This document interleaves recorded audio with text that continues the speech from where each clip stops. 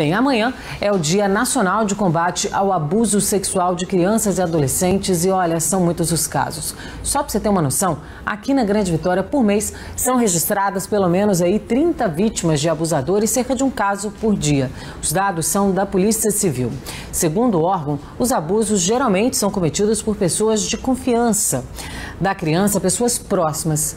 E olha um exemplo disso. Hoje, nossa equipe conversou com a avó de uma adolescente que foi abusada há anos por uma pessoa que a família nunca desconfiaria. A idosa prefere não mostrar o rosto. É a avó de uma adolescente que hoje tem 17 anos. Aos 13, ela sofreu o primeiro abuso sexual. O ato foi cometido pelo pastor da igreja que a família frequentava. Foram quase 3 anos de abusos. Durante todo esse tempo, ela sofreu calada. Só tomou coragem depois que a avó quase testemunhou a favor do pastor. Todo mundo ficou surpreso pela confiança que a gente tinha nele, assim como pastor. Depois de uma denúncia de uma mãe, a esposa dele, por a gente ser muito assim chegado, chegou para mim e falou, pediu para que eu fosse testemunha dele, porque a menina que estava fazendo isso é porque estava afim dele, estava prejudicando ele. E como a gente confiava muito nele, eu fui. Os abusos aconteciam dentro da própria igreja durante um processo de cura e libertação. Foram 3 vítimas adolescentes e 2 mulheres. Em depoimento, elas relataram que o pastor usava um óleo que dizia ser ungido. Passava nas partes íntimas, dizendo para ser libertação. Em outras situações, ele ainda obrigava as vítimas a fazer sexo oral nele. O pastor foi preso em janeiro de 2017. Ernestino Cândido Filho tinha 38 anos na época, hoje está com 40. Ele nunca confessou o que fez, foi condenado 4 vezes e ainda responde por um processo referente ao abuso cometido contra a própria sobrinha. Pegou 69 anos de prisão.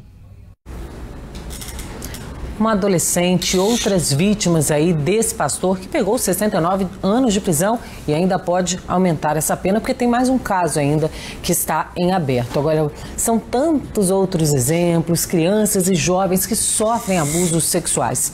E como eu te contei, amanhã é o Dia Nacional de Combate ao Abuso e Exploração Sexual de Crianças e Adolescentes.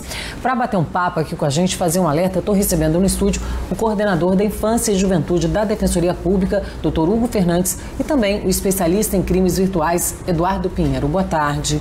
Bem-vindos ao Fala Espírito Santo. Eu acho que a gente tem que estar alerta o tempo inteiro para essas situações que são frequentes. Todos os dias tem um caso de abuso sendo registrado no Brasil. E a gente tem que ter muito cuidado, né, doutor Hugo, assim, com as crianças. Daqui a pouco a gente também faz um alerta para essa internet, que é um perigo que está, assim, na palma da mão da gente. É preciso muito cuidado, muita atenção com as crianças, com os adolescentes. Com certeza. Crianças e adolescentes no nosso país são considerados pessoas em desenvolvimento e é dever da sociedade, da família, da comunidade, do poder público prestar toda assistência e atenção a essa parcela da população. Inclusive, se houver alguma modificação de comportamento, se houver alguma suspeita, é possível acionar as autoridades públicas, o Conselho Tutelar, a própria Defensoria Pública, para que seja o quão mais breve possível identificada eventual violação para adoção de providências. Pois é, a gente viu aí o caso desse pastor e tem várias pessoas já aqui na nossa transmissão ao vivo no Facebook assustada, né? Como é que pode um pastor, uma pessoa que a gente não desconfiaria, uma pessoa que até então era de confiança da família, a gente mostrou aí nessa reportagem, inclusive a menina, a adolescente, só revelou o que tinha acontecido com ela quando a avó ia prestar um depoimento em favor do pastor, porque surgiram outras vítimas dele. Então, assim, a família confiava tanto que ele ia até testemunhar a favor dele. Essas situações, quando chegam, por exemplo, à Defensoria Pública, elas acabam se repetindo. Muitos casos são relatados para os defensores envolvendo como agressores, como violadores, pessoas de confiança das famílias. É uma situação muito triste, muito delicada, mas que chama a atenção de pais, de familiares, de parentes, para que sempre tenham atenção com suas crianças e seus adolescentes. E olha, acaba de chegar, que chegou agora uma mensagem na nossa transmissão ao vivo, uma telespectadora que pediu para eu não falar o nome dela, mas ela diz: eu fui abusada pelo meu padrasto com 5 anos de idade. Só parou quando eu fiz 17. Gente, foram 12 anos de violência, porque eu reagi, falei que não queria mais. Se ele não parasse, eu ligaria para a polícia. Eu dormia com um olho aberto e outro fechado para que ele não me abusasse. Eu fico até pasma aqui, sem palavras, porque imagina a situação dessa criança, desde cedo, desde 5 anos, já sofrendo abusos por parte do padrasto. E o que acontece é isso, elas têm medo, elas não contam, as crianças não falam o que está acontecendo. Essa adolescente ficou aí quase 3 anos sendo abusada pelo pastor, também por falta de coragem de contar o que está acontecendo, né? Essas situações envolvendo abusos sexuais são sempre todas muito tristes. A própria data do combate à violência ou abuso sexual de crianças e adolescentes, ela foi instituída em face de um caso emblemático. Uma criança perde a vida. Temos crianças que acabam não perdendo a vida, mas os traumas podem se seguir por toda a sua vida adulta. Essa temática, ela é muito importante para a sociedade e para a Defensoria Pública e também para a defesa de direitos humanos. No nosso país, algumas alterações efetuadas no Estatuto da Criança e do Adolescente para a proteção da dignidade sexual de crianças e adolescentes são influência de tratados internacionais que o nosso país acaba se comprometendo. Então, seja no plano interno como no plano internacional, há por parte da sociedade uma intenção de proteger as crianças, mas a gente precisa efetivar a legislação e educar a população no sentido de saber onde pedir proteção dos seus direitos. E tem mais casos aqui, viu? Uma telespectadora falando: eu fui abusada pelo meu tio quando eu tinha 9, 10 anos. Uma outra falou aqui: eu pelo meu cunhado quando eu tinha 6 anos de idade. Olha, gente, de acordo com o presidente da Associação Espírito Santense do Ministério Público, o promotor Pedro Ivo, que trabalha com esses casos, as leis estão mais duras para esse tipo de crime, mas a denúncia ainda é a principal forma de dar um fim aos abusos. Nós temos uma das legislações mais duras do mundo nesse tema, que trazem repercussões mais específicas da forma como o crime é praticado, né? Quem praticou esse crime, quem é a vítima, a pena pode aumentar em decorrência disso. Então nós temos uma legislação que sempre pode ser aprimorada, porque também quem violenta, ele vai sofisticando a sua forma de praticar o crime. Se nós não temos essa iniciativa da vítima para denunciar o que está acontecendo, fica muito difícil descobrir. Mas nós precisamos não só trabalhar com a acessibilidade, com a confiança. É um outro ponto importante, porque essas vítimas, elas são muito sensibilizadas. Pois é, as vítimas estão muito sensibilizadas, exatamente o que a gente falava, né? É preciso que as pessoas denunciem. Se você desconfia de que está acontecendo alguma coisa, você não tem certeza. Ainda assim, a gente tem que pegar o telefone, denunciar. A gente precisa se identificar para fazer uma denúncia assim, Dudu? É importante sempre procurar alguma porta de entrada para o sistema de garantia de direitos. A porta de entrada pode ser a Polícia Civil, a porta de entrada pode ser o Conselho Tutelar, pode ser a própria Defensoria Pública, mas é importante procurar uma porta de entrada. Um ponto que também é muito importante é na apuração dessa notícia de violação de direitos de crianças em relação à questão sexual, é importante também termos cuidado para não revitimizarmos a criança, para que ela não precise repetir por várias vezes aqueles relatos. Inclusive, a legislação brasileira tem sido alterada para criarmos a figura do depoimento especial, a escuta sem dano, que visa a permitir com que o depoimento da criança seja feito por menos vezes, uma vez apenas, por exemplo, para que a materialidade daquele delito ela possa ser assegurada se houver delito, sem que a criança se prejudique, relembrando e reforçando eventuais traumas sobre a violência sexual. A gente está aqui falando também desse caminho aí para se denunciar. para ficar alerta também aí com essa situação dentro de casa. Tem aqui o Eduardo, que é um policial civil, já vai falar pra gente dessa internet, que a internet é um perigo, né, Eduardo? Boa tarde. Exatamente, boa tarde. Da mesma forma que esses abusos estão ocorrendo dentro de casa, infelizmente, ocorrem também na rua, e internet é rua. Sobre isso que a gente vai falar daqui a pouquinho, dos riscos da internet para crianças e adolescentes em relação a esses abusos sexuais. O nosso alerta para a exploração e o abuso sexual infantil. Nesta semana foram divulgados novos dados desta violência envolvendo crianças e adolescentes aqui no Brasil. Entre as denúncias recebidas pelo Disque 100 em 2018, mais de 17 mil foram de violência sexual infantil. Destas, cerca de 13 foram de abuso sexual e 3 mil de exploração sexual. Tem uma diferença, viu, gente? O abuso é quando abrange aí as violações de caráter sexual com meninos e meninas. Já o termo exploração é usado quando essa prática também envolve algum ganho financeiro por parte do autor, ou seja, quando ele está recebendo algum dinheiro com isso. Em 73% dos casos, a vítima era menina e 18% menino.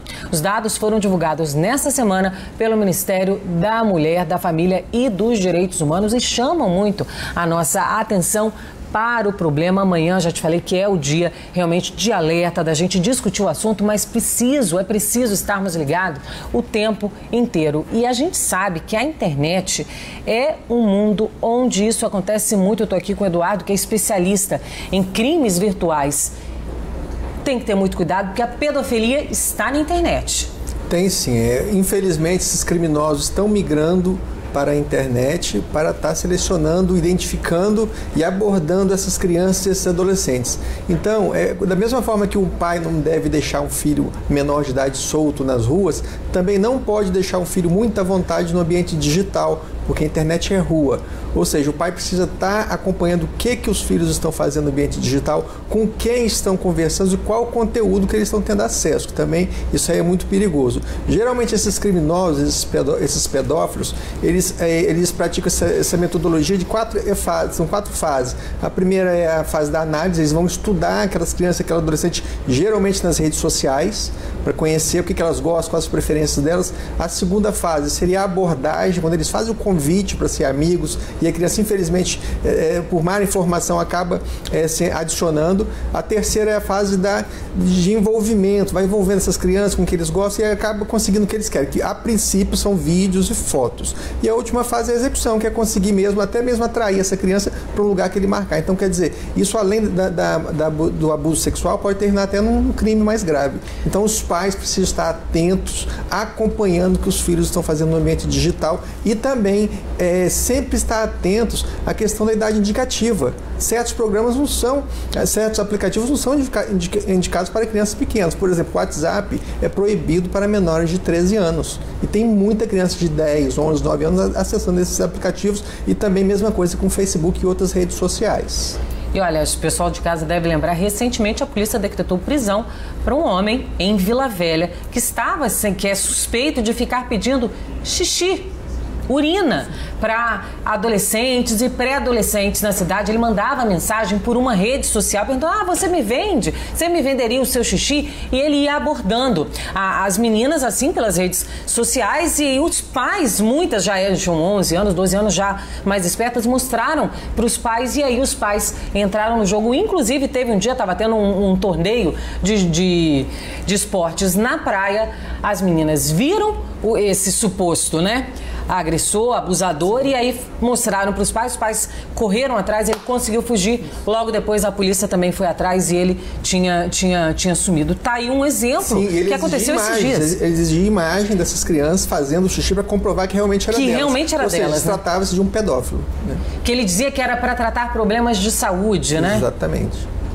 Então tá aí o exemplo, isso acontece a todos os dias. A gente está com muitas participações aqui na transmissão ao vivo no Facebook, e tem uma pergunta que eu acho que é importante a gente reforçar. Doutor Hugo AVV aqui está falando: o que podemos fazer para denunciar sem nos identificarmos? Porque tem uma vizinha que está passando por isso.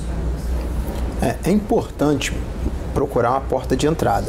Ela pode procurar, eventualmente, o Ministério Público, pode procurar a Defensoria Pública, pode procurar o Conselho Tutelar. Dependendo do caso, a gente vai poder a tomar providências, seja o Ministério Público, a polícia, o Conselho Tutelar ou a própria Defensoria, para identificar o que está acontecendo com aquela criança. Eventualmente pode ser uma medida que pode ser jurídica, pode ser uma medida extrajurídica, mas o primeiro passo é procurar uma porta de entrada e conversar, apresentar aquele caso, para que nós possamos tirar o caso das sombras e levar para as autoridades para que possam adotar providências. Agora, é possível a gente fazer essa denúncia sem se identificar? Dependendo do caso, pode ser possível, porque o que a gente precisa para identificar eventualmente um crime, por exemplo, nós precisamos da autoria, que é a pessoa que praticou o crime, e da materialidade, que são os elementos que indicam que o crime aconteceu. Nós não precisamos necessariamente da pessoa que informou. Talvez seja o caso de juntarmos testemunhas, laudos, imagens, conversas, prints de WhatsApp, de telefone, mas a identificação do denunciante não é estritamente necessária. A gente tem que reforçar e colher elementos para que não seja uma denúncia anônima muito vazia. Eu acho que essa é a cautela que se tem que tomar. E a gente está vendo que tem várias pessoas que suspeitam de que crimes estejam acontecendo bem próximo. Tem uma telespectadora falando aqui, Juliana, ao lado da minha casa tem uma criança de 12 anos que mora sozinho com o pai. Ele é separado da mãe, sei o nome dele, sei o nome dela, sei onde estuda, já fiz várias denúncias, mas nenhuma viatura compareceu. Não adianta denunciar, ela diz aqui. Ela pode procurar outros canais. É sempre importante procurar outros canais. A rede de proteção de garantias de direitos de criança e adolescente é uma rede muito ampla. Ela é formada pela polícia, formada pela Defensoria, pelo Ministério Público, pelos conselhos tutelares, pelos conselhos municipais de direitos. Então, existem outros caminhos que podem ser acionados.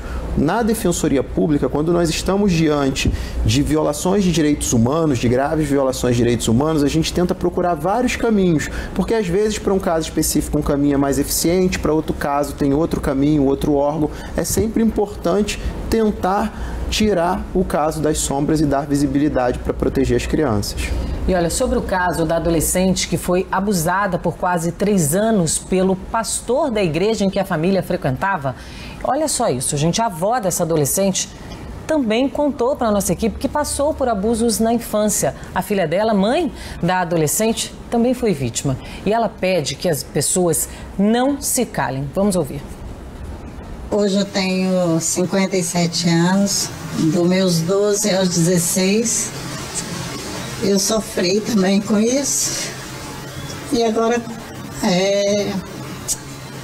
minha filha tinha 16 anos, ela fez um curso ali no Praia da Costa, um curso de modelo. O professor, né, também fez a mesma coisa. Então, cada vez que acontece, tipo assim, volta tudo. Então, eu queria que as meninas de 12, 10, 15, 16, ou até uma mulher de 20, 30, não se calasse. Por favor, não se cale. Fale, porque é o melhor para você. Não se cale, fale, conte o que está acontecendo, porque esse é o melhor caminho. Só assim acabar com o problema, né, doutor? É muito importante, em primeiro lugar, nós temos uma data para conscientização, para o tema ser debatido.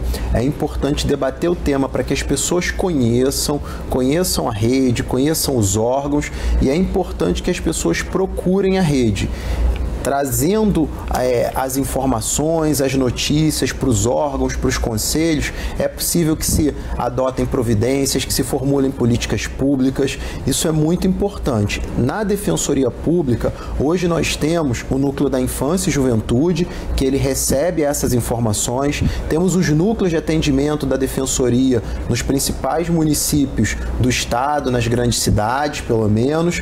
E temos o Núcleo de Direitos Humanos e o Núcleo de Promoção e Defesa dos Direitos da Mulher. Na Defensoria nós temos algumas portas de entrada que podem ser acessadas pela população caso tenham conhecimento de violação a direitos sexuais de crianças e adolescentes. E olha, gente, a avó da adolescente também falou que a neta agora se recupera desse trauma sofrido com os abusos. ela passou, né, para o psicólogo,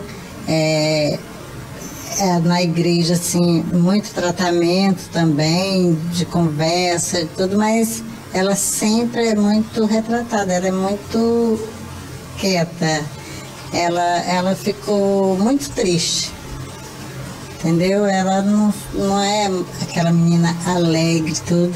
Aos poucos, eu tenho certeza que ela vai voltar, mas ela sempre gosta de ficar no cantinho dela, muito pensativa, sabe? Já, assim, depois disso ela foi morar com a mãe dela, ela se revoltou, foi morar com a mãe dela, mas aí voltou, eu que criei ela, né? Eu e o avô, nós criamos ela, então aí ela voltou, teve alguns surtos, mas graças a Deus tá bem. Graças a Deus ela está bem, mas é preciso de uma ajuda. O que existe de apoio para essas crianças, adolescentes que são vítimas de algum tipo de violência? Vai depender da localidade. Nós temos os equipamentos, nós vamos poder ter equipamentos municipais, nós vamos ter os equipamentos policiais, nós vamos ter o próprio Ministério Público, a Defensoria, nós vamos ter os conselhos tutelares para fazer o recebimento, eventualmente, de uma informação. Temos também uma diretriz para que as escolas tenham uma percepção para entender se há maus tratos, se há alguma situação diferente envolvendo crianças e adolescentes.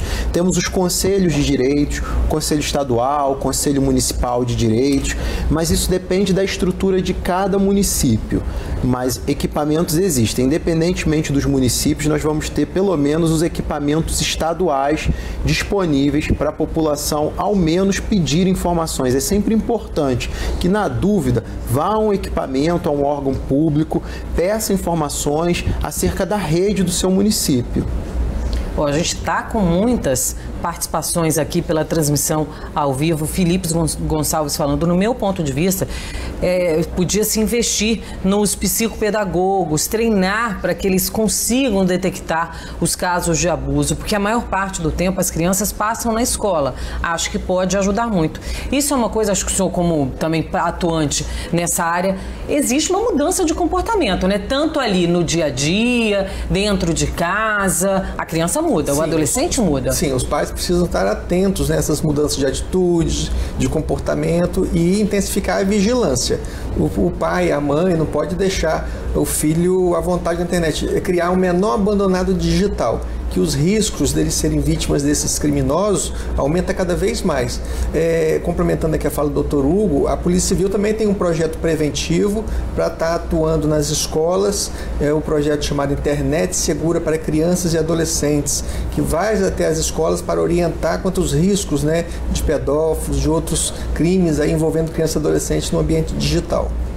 E a gente está com participações aqui também. Uma telespectadora tem uma prima que passou por isso e não denunciou. Ela tem medo e ela pergunta, o que eu posso fazer para ajudar? Sem me identificar, ela ainda reforça aqui. É importante trazer o fato, tentar indicar a questão da materialidade, tentar comprovar de alguma forma que aquilo aconteceu, ainda que pelo depoimento da vítima, e trazer elementos para se identificar o autor. Isso é muito importante. Agora, a gente tem que trabalhar também com a questão da revitimização. Às vezes, tocar naquele assunto ou explorá-lo demais pode trazer prejuízos para a vítima. Por isso que, como a gente colocou, tem um projeto atualmente em implantação aqui no Estado do Espírito Santo, do depoimento especial, da escuta sem dano, que é para tentar minimizar os prejuízos para a vítima que decorrem da sua explicação, de remontar, rememorar o que aconteceu. Mas a gente precisa, de alguma forma, que haja uma comunicação a uma porta de entrada. E olha, vamos fazer aqui, a gente já está estourando aqui o nosso tempo, mas acho que é importante a gente fazer aqui um alerta. E tem um comentário aqui do Nick Esforzinho falando, migram para a internet, porque lá é bem mais fácil, eles mantêm o anonimato por trás de perfis falsos. Exatamente, é uma falsa impressão de anonimato, né? Porque na internet tudo que você faz, você deixa pegadas digitais, e depois do Marco Civil da Internet, que é de 2014, tornou-se possível a rastreabilidade aí desses criminosos.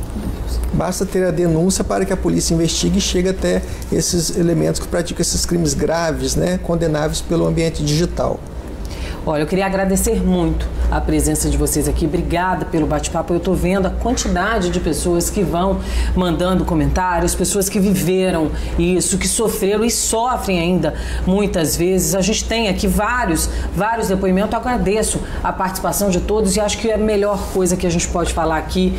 Pais, fiquem alertos, prestem atenção onde a sua criança, o seu filho está mexendo no computador, por onde que ele está navegando na internet e também fique atento ao comportamento e denuncie, né, doutor Hugo? Se você desconfia de algum caso, entre em contato com a polícia. Pode entrar em contato com a polícia, pode pedir orientação jurídica na Defensoria Pública, aqui na capital, na Grande Vitória, nos grandes centros, nós temos defensores habilitados para fazer essa orientação jurídica. Inclusive, há alguns anos nós organizamos um fluxo para orientar internamente quais os caminhos os defensores públicos têm que adotar em caso de violência sexual contra criança e adolescente. Tá aí o alerta. Muito obrigada, viu, pela presença. Um bom fim de semana para vocês. Que agradeço.